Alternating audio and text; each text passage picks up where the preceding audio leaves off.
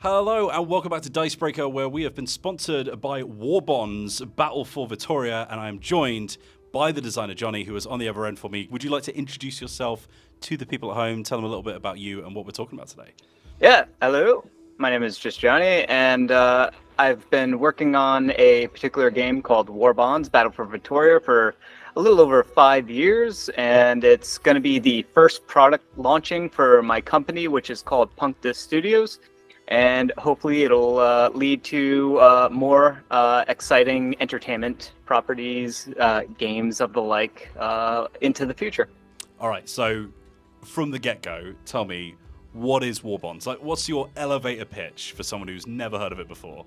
Yeah, so WarBonds, just from the title itself, that's kind of the general creative element of what inspired me to create the game. It's about war and it's about bonds, but not war bonds like the money.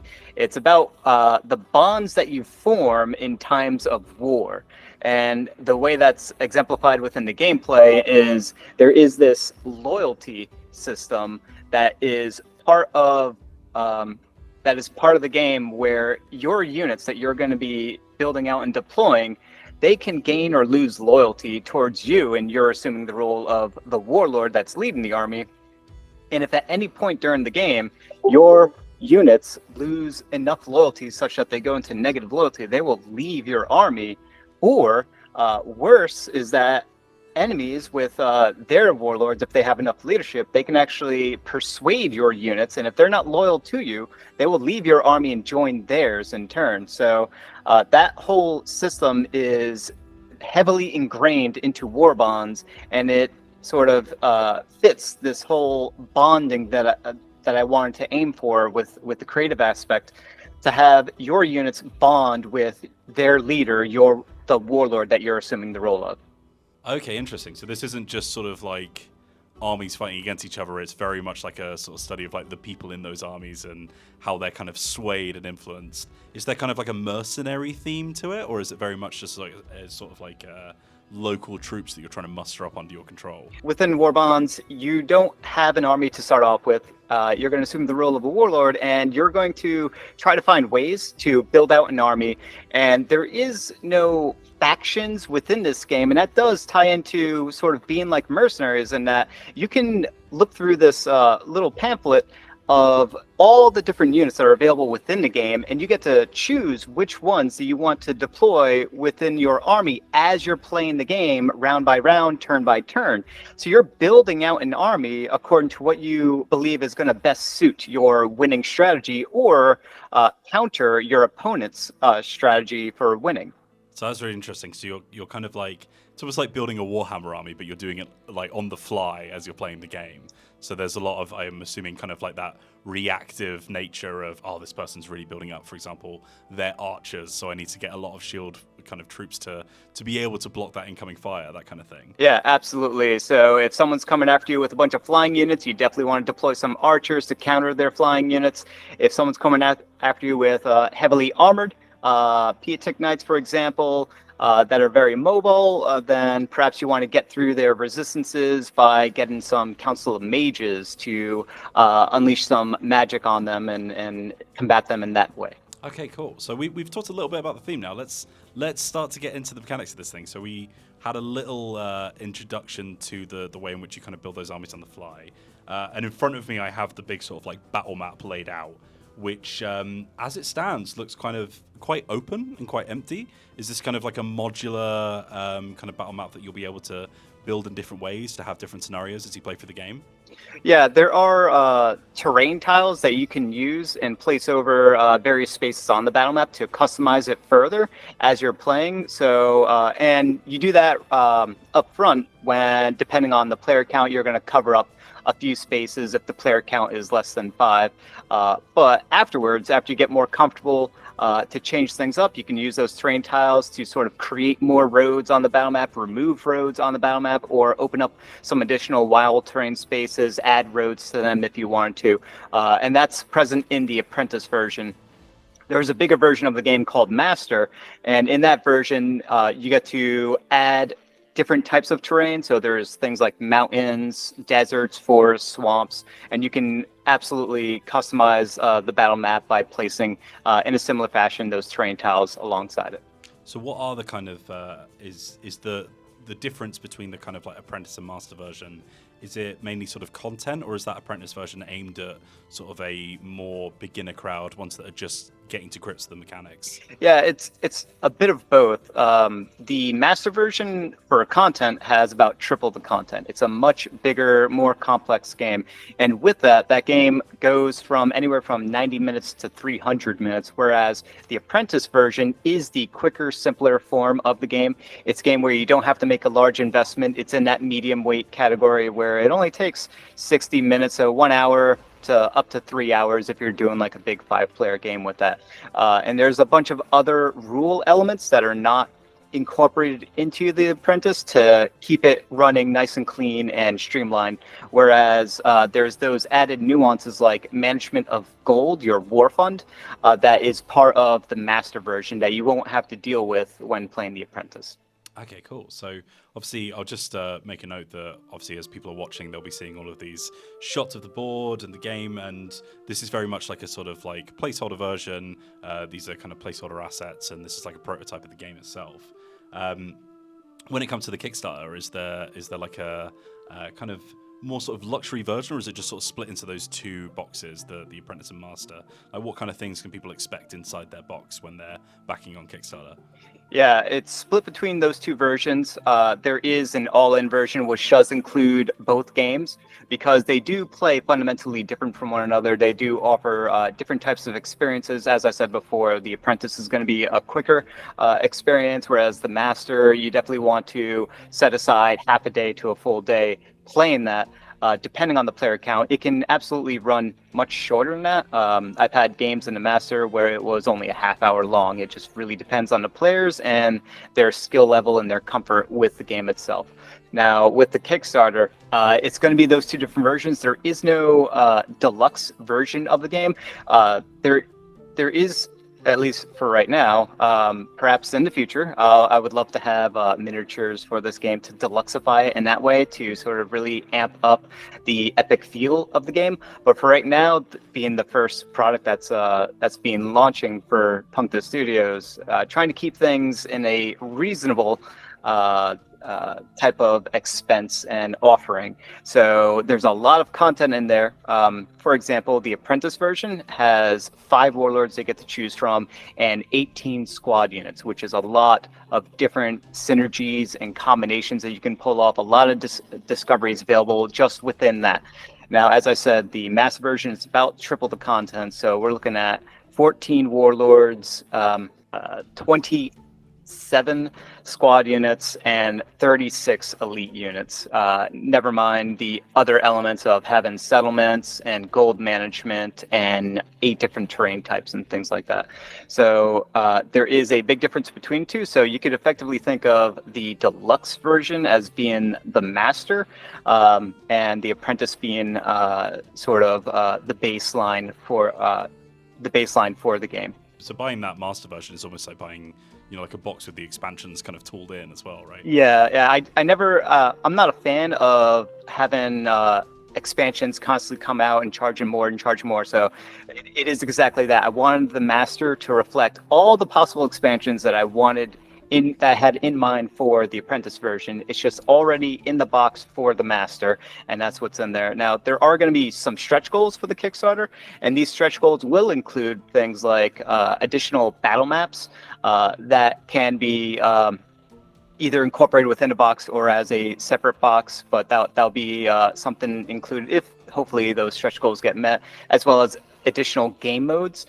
There is a soft stretch goal for the solo mode of the game, and that'll go for both versions. So for those that that don't have any other people to play with, there's going to be a solo mode offered for both the Apprentice and the Master, and the solo mode will also double as a tutorial, so it'll be yet another way to sort of ease into learning how the game plays. Yeah, I'm hearing sort of like fantasy elements, like flying units and things like that. Is there like a sort of established like lore setting this kind of like battle is taking place in? Yes, it's not based on any existing IPs. It's based on a homebrewed role-playing game that I ran a ways back, and the characters that played through that, and that campaign ran for like 3 years. The characters that I built within there, the NPCs, the players, and their characters, they're all characters that are reflected within this game. So some of the warlords are actually some of the characters that were created by some of the players when that role-playing game ran several years ago. So it's backed by that. You can see lots of inspiration from games like Dungeons and Dragons, Pathfinder, inspiration from video games like Castlevania or The Legend of Zelda. You'll find a lot of elements like that incorporated within WarBonds, and there are certain mythologies that you'll see creatures and characters derived from that are what I believe to be fairly unique. For example, there's quite a number of characters that are derived from Armenian mythos. So things like the Pack of Erles or the Gilded Shvad or the Desiccated Bishop, those are all pulled and inspired by those types of mythologies. Let's talk a bit more about the kind of like mechanical inspirations for the game. Like, is there a certain sort of like board game or video game even that you draw from? Like the kind of impression it gives me almost reminds me of sort of like Mount and Blade. I'm not sure if you're familiar with or if that's influence, but that kind of, like sort of like strategy video game of building up your troops and establishing this kind of almost like a meta like you would in a TCG with the kind of combinations of which your units put together, almost like a Total War kind of inspiration maybe as well. Yeah, Total War is so I would say maybe the strongest inspiration or one of the key inspirations would be Warcraft. I played a lot of Warcraft back in the day, both 1, 2, and 3, and there's a lot of pulling from there. Other games like Advance Wars or Fire Emblem is inspiration points, as well as there's this very weird game that is probably the biggest influencer for WarBonds. It's called Ogre Battle, and it's just a very weird SNES and Nintendo 64 game, and there's a lot of inspiration derived from that as well. But it really is the accumulation of playing lots of different strategy games, war games, 4X style games like Civilization. You can even find some elements derived from there in WarBonds. So I'm also, as you look at the sort of like top of the box, you've got like the kind of marketing lines on the line. There's a few interesting things here, because obviously we talked about building an army, for example, or the loyalty system, the influence of leadership. So it says 3 paths to victory, which are laid out in the game. Can you explain a little bit more about that? Yeah, so there's 3 different ways in The Apprentice, there's a couple of different ways to sort of obtain victory, and one of the main ways is going to be to just eliminate the other players. So if your warlord dies, you're eliminated from the game. If your war camp gets destroyed, you're also eliminated from the game. So you have to make sure you protect both of those, because if either one goes, you're now out from that game. The other way to win is your war camp can gain these things called war tokens, and as you accumulate these war tokens by accomplishing certain tasks as you're playing through the rounds, your war camp will start to level up. And if you're the first player to hit a level 3 war camp, you immediately win, regardless of how many players are left. You just achieve victory right then and there. And if it ever gets to the point for the final victory condition where no one has won and it's the end of the final round, there are a limit to the number of rounds that happen in a game.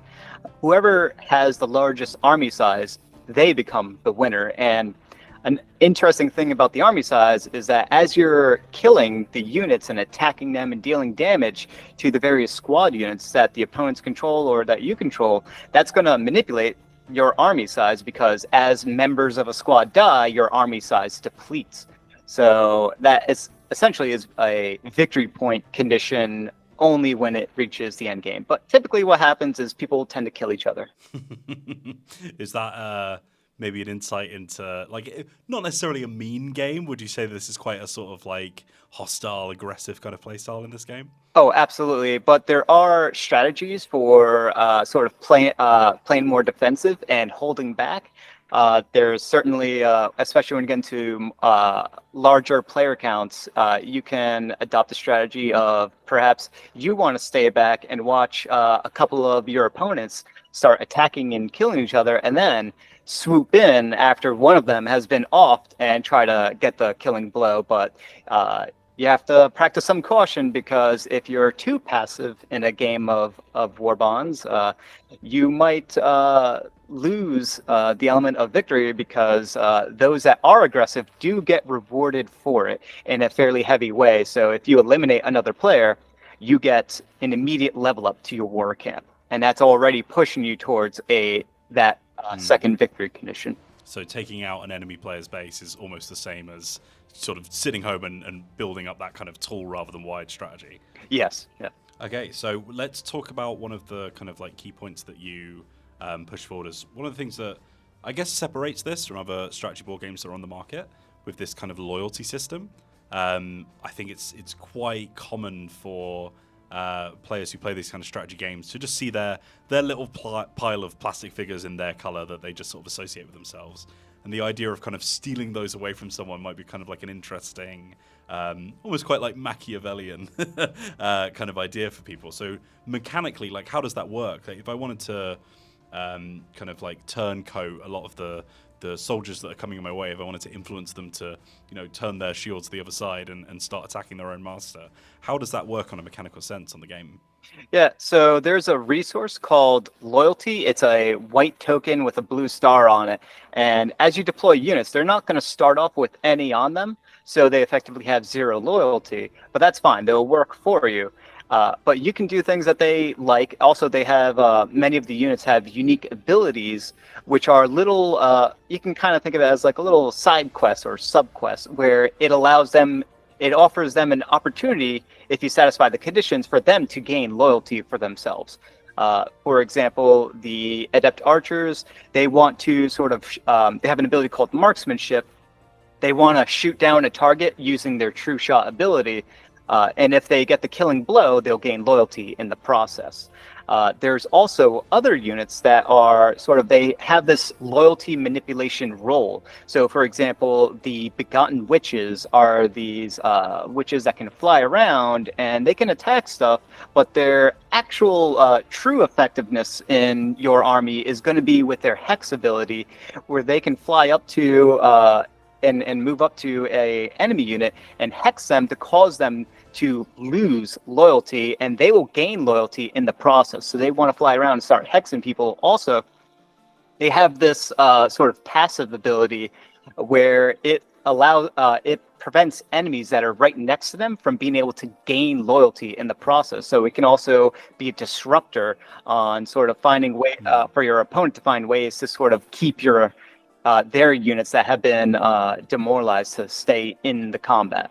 So does that morale system, that loyalty, does it also kind of improve the like quality of your units as well? Is it just a safeguard, or is it also going to sort of unlock kind of their potential on the state of the board? Oh, absolutely. So being a resource, the units themselves, as they accumulate the loyalty, they can spend it in a wide variety of ways.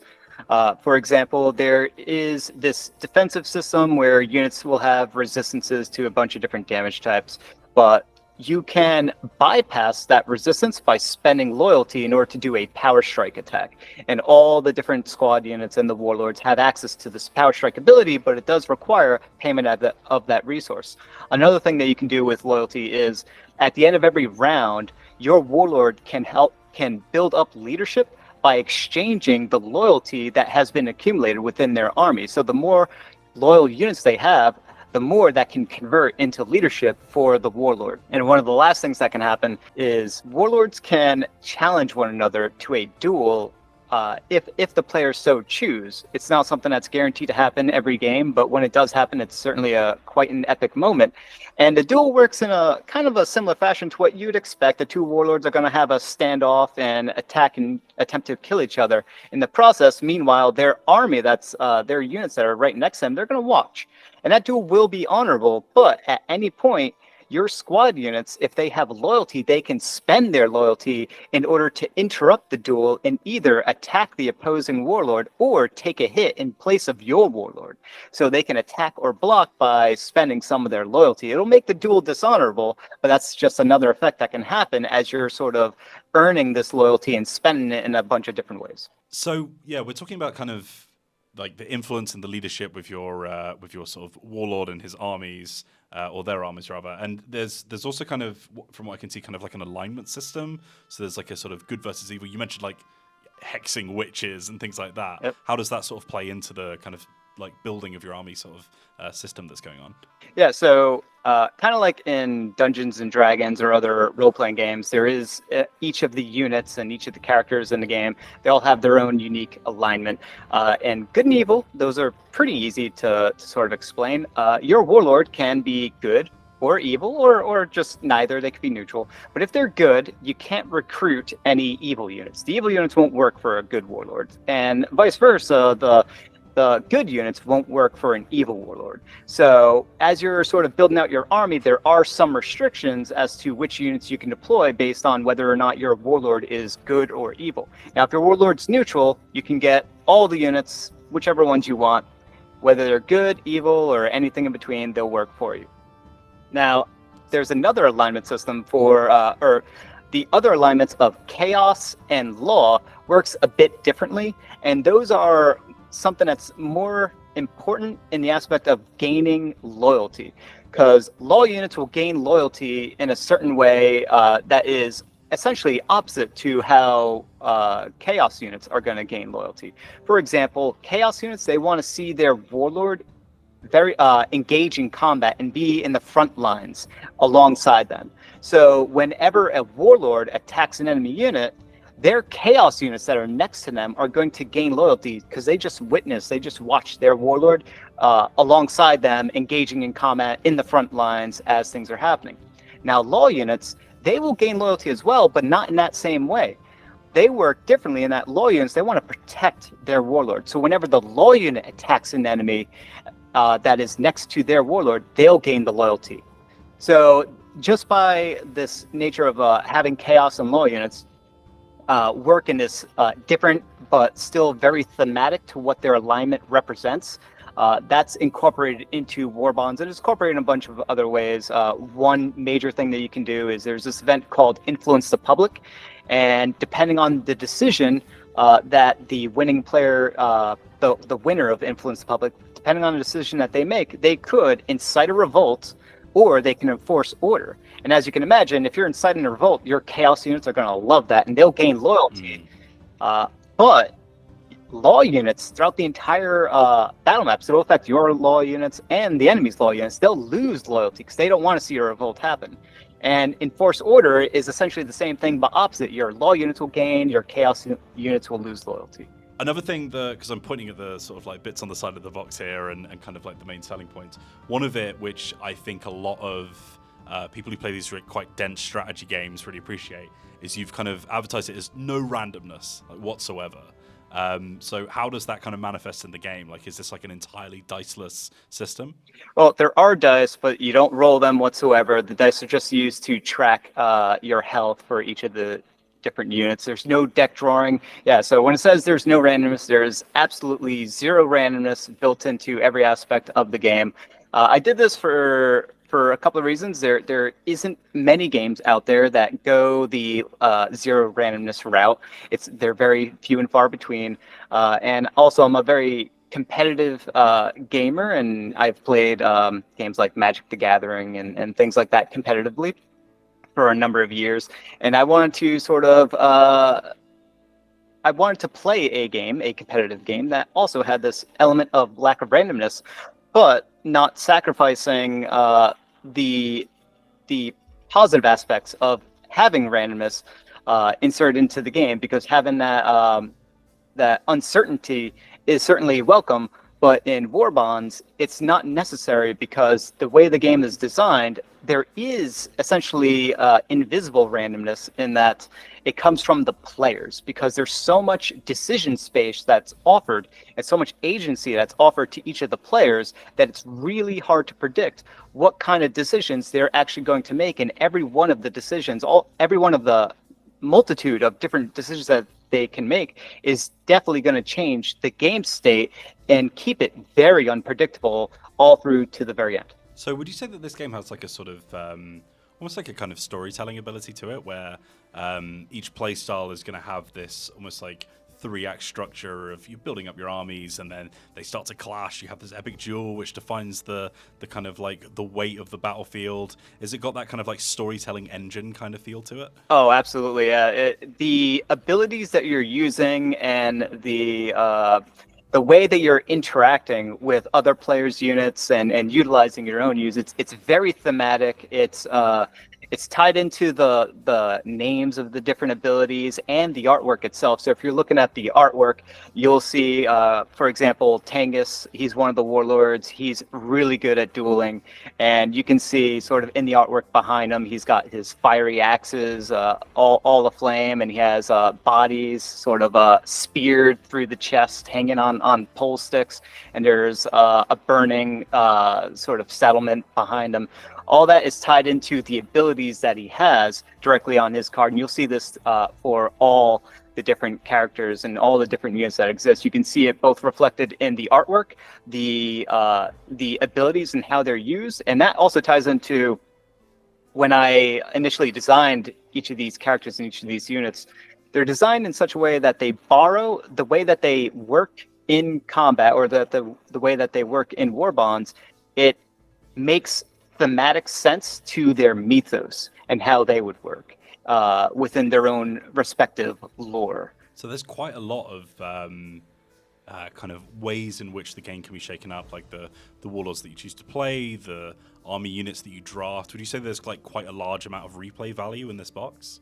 Oh yes, there's so many different combinations that even I haven't, the creator of the game, haven't fully come across. And there's a lot of creative ways to sort of find situations where you would otherwise be on the back foot, but you identify this creative combination or this unique opportunity to sort of snatch victory from the clutches of defeat, so to speak. You might be able to sort of find an opportunity where there's a unit called the Wandering Spirits, and they can do this manifest ability, and perhaps they're positioned just in the right spot, and the opponent came in and was just slightly careless and couldn't account for the Wandering Spirits ability to manifest, and now it's your turn. You manifest them into something big and chunky like the Boulder Hurlers, and the opponent just dropped their guard just a little bit, and now your Boulder Hurlers are raining big giant rocks of terror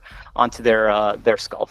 Awesome. All right. Well, this is looking fantastic. There's a lot of really kind of cool, interactive, and quite kind of almost like brewing kind of element to it that I love from, like deck building and things like that, where it's got that element of like mixing these small parts together to see what will stick.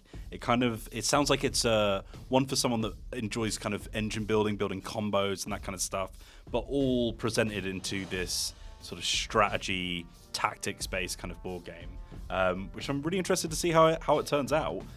When can people get onto the Kickstarter?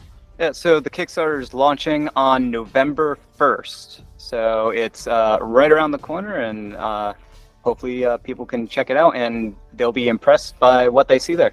It should be a couple of days after this video goes live as well. So if you would like to find out more, there will be links in the description. Jonny, is there anything else that you want to mention before we sort of like finish this up? Is there anything else that you want to point out in the game, or do you want to just tell us where people can find out more? Yeah, so if you're first, I just want to say there was a lot of people that helped work with me on this game, and I'm very much thankful for all the people that have worked on it. It's been a long ways coming. As I said, it's over 5 years of development work to get these essentially two different games, but WarBonds as a franchise sort of up and running. And I just wanted to thank them. It's been a big effort, and a lot of people are involved, and hopefully we can nail something successful. If people want to learn more about WarBonds, you can go to warbondsgame.com.